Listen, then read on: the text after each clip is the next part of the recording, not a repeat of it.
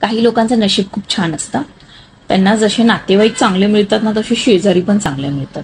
म्हणजे एकदम जीवाला जीव लावणार आहे. काही लोकांना नातेवाईक आणि भावकी जशी बेकार मिळते ना, तशी शेजारी पण बेकार मिळतात. म्हणजे कसं आहे, वा काय आज केलंय, चिकन केलंय, मटण केलंय, घमघमाट सुटलाय नुसता माळ्यावर. आमच्या ह्यांच्या बाई काही जिभेला चवच नाही. मी केलाय दोडका, त्यांचं तोंड झालंय वाकडं. द्या जरा वाटीभर आम्हाला जरा चिकन केलंय ते जरा बघू द्या, ह्यांच्या तोंडाला चव येते का म्हणून वाट्या घेऊन तर येता ना.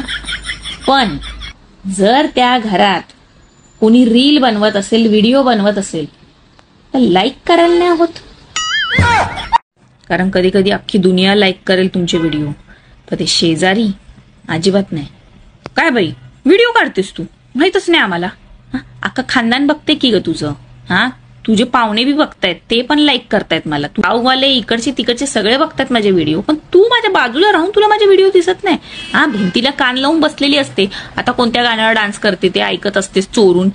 दरवाजात येऊन गॅलरीत येऊन 10 वेळा बघत असते. अगं बाई हिने दरवाजा बंद केला. आता व्हिडिओ बनवत असेल ही. मशेरी घासायची खसा खसा खसा खसा करून आणि बोलायचं काय बाई थेर करते, हे आमचं शेजारचं व्हिडिओज बनवतंय. लाईक करायला होत नाही. चिकन आणि मटन आणि अंड्याचा वास गेला की तेवढं वाडगं घेऊन येत आहे घरात.